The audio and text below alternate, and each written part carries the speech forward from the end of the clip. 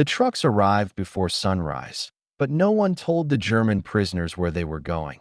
And when the canvas flaps opened beside rows of silent buildings surrounded by armed American soldiers, even the loudest men inside the convoy stopped speaking. Patton walked past the prisoners without looking at them at first, then pointed toward the smoke-darkened structures ahead and gave the order that turned the entire camp yard cold. Make them look. The first conflict began when selected German POWs were ordered out of their barracks before dawn and told to form lines beside waiting military trucks inside the American camp yard.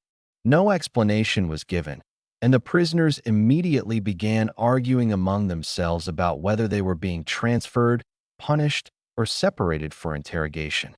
The guards ignored every question and continued checking names against a typed list while MPs searched coats, boots, and blankets for hidden objects before loading the men into the convoy. One prisoner tried to step out of line after hearing that former SS soldiers were included on the transport roster, but an MP pushed him back into formation before the disturbance spread. The trucks moved out of the POW camp just after sunrise, passing empty roads, damaged farms, and groups of civilians watching silently as the convoy rolled through nearby villages. Several prisoners noticed that the American guards were speaking less than usual, and even the MPs riding inside the trucks avoided eye contact during the long drive. The convoy finally stopped outside a fenced compound guarded by heavily armed American soldiers wearing white armbands instead of normal combat gear. The prisoners climbed down expecting another prison facility, but the smell hit the yard before anyone fully understood where they had arrived. A German corporal covered his nose with his sleeve and demanded an explanation from the interpreter, but the interpreter refused to answer and pointed toward the open gates ahead. Inside the perimeter, damaged wooden buildings stood beside piles of abandoned clothing, broken carts, burned papers, and rows of empty stretchers stacked against a fence. The prisoners slowed as they walked deeper into the compound, but the guards forced the line forward while military photographers recorded every movement from both sides of the path.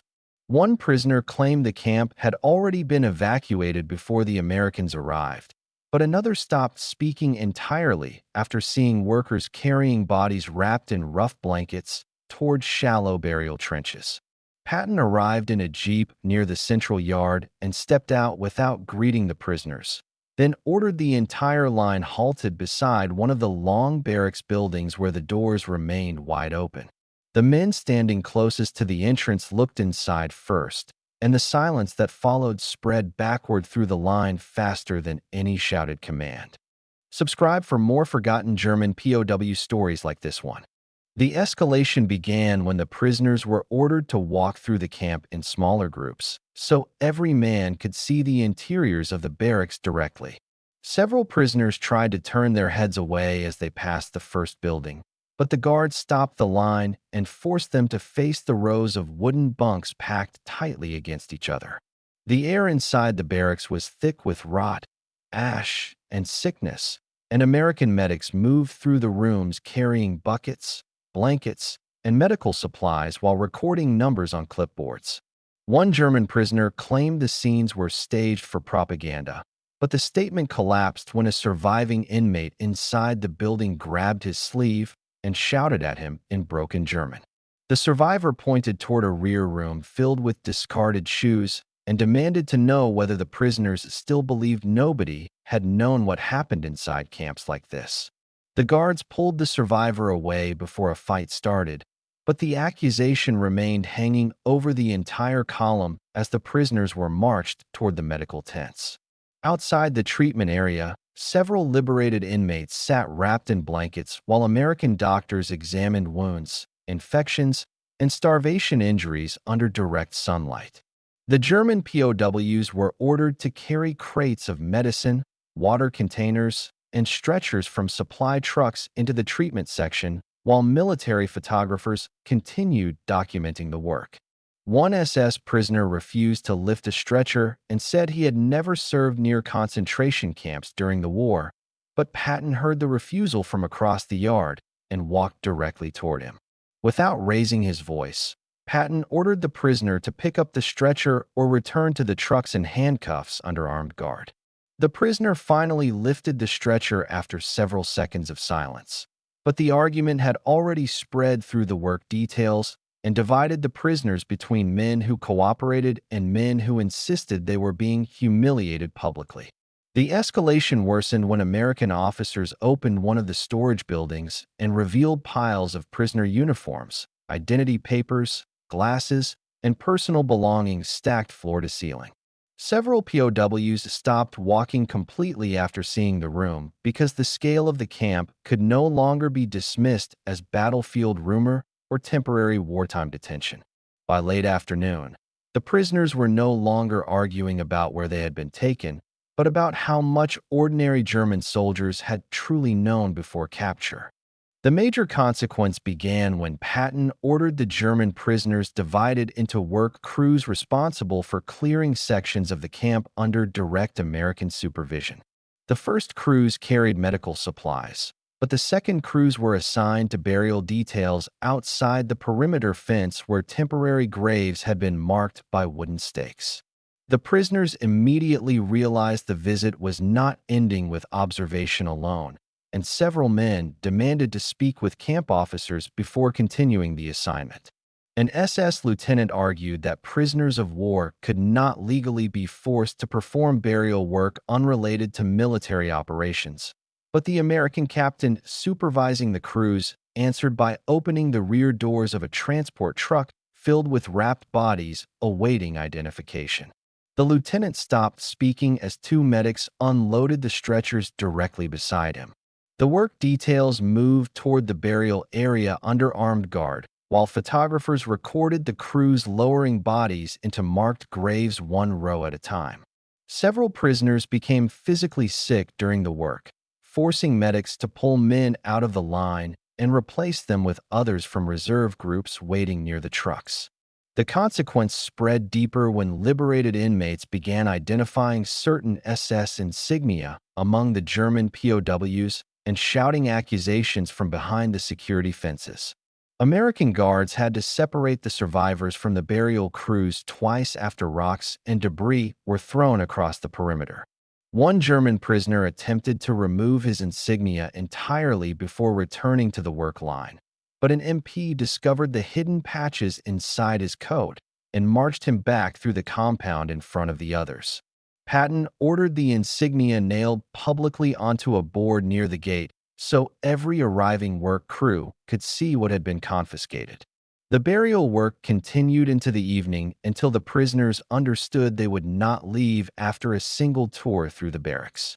When trucks arrived carrying additional German POWs from nearby camps, the original work crews realized the operation was expanding beyond one transport group into a wider forced witnessing program.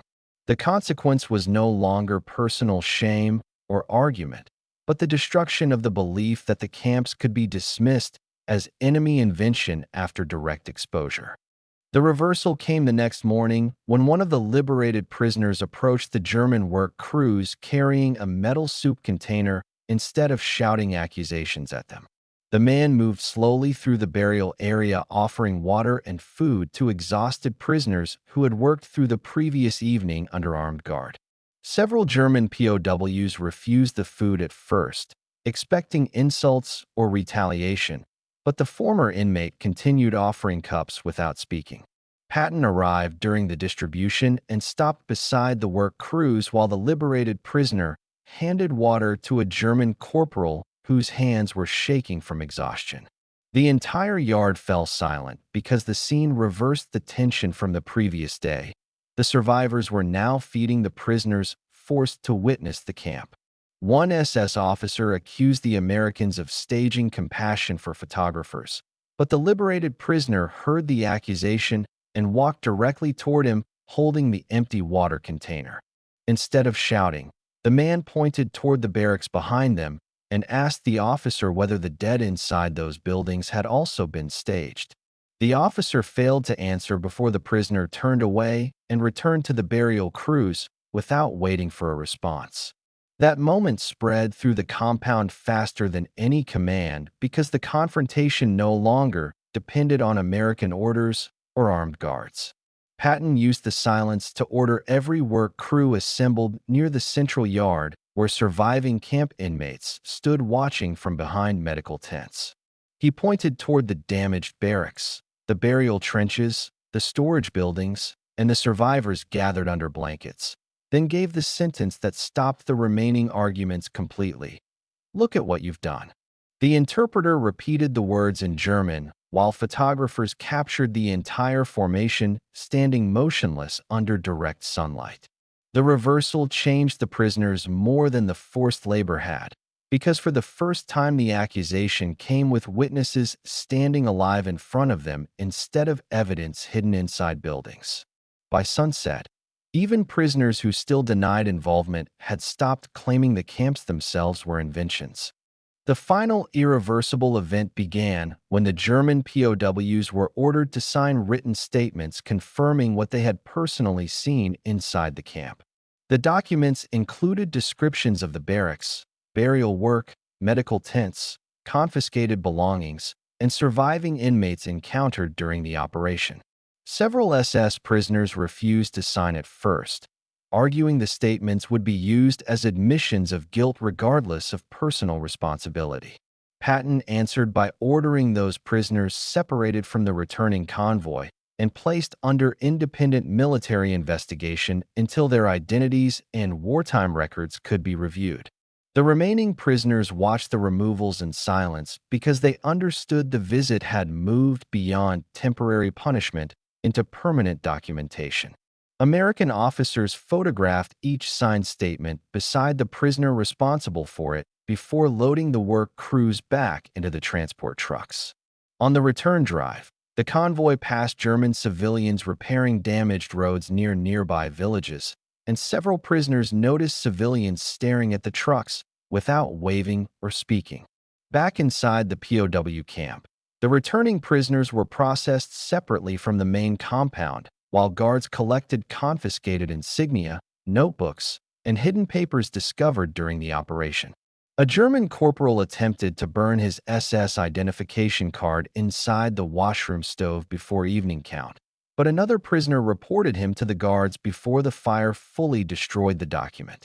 The arrest spread fear across the barracks because prisoners realized their own campmates had started turning against anyone still trying to hide involvement. Patton ordered the signed witness statements locked inside headquarters files alongside photographs from the burial grounds and barracks inspections. A new notice was posted at the entrance gate the next morning explaining that additional prisoner transports would continue until every nearby POW camp had supplied witness crews.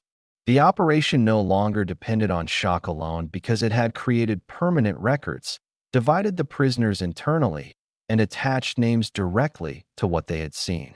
When the first new convoy rolled through the gates at sunrise, the prisoners already returning from the camp stopped speaking entirely as the fresh arrivals climbed silently into the waiting trucks. 3 days later, the original German work crews stood in another morning formation while new prisoner transports prepared to leave the camp gates under armed escort. No speeches were given before departure because the photographs, burial trenches, and signed witness reports had already done their work. As the trucks pulled away again, one prisoner looked toward the barracks yard where confiscated SS insignia still hung from the wooden board, then lowered his eyes before the convoy disappeared down the road. Most people know how World War II ended. Very few know what happened inside these prison camps. Subscribe for more untold WWII stories.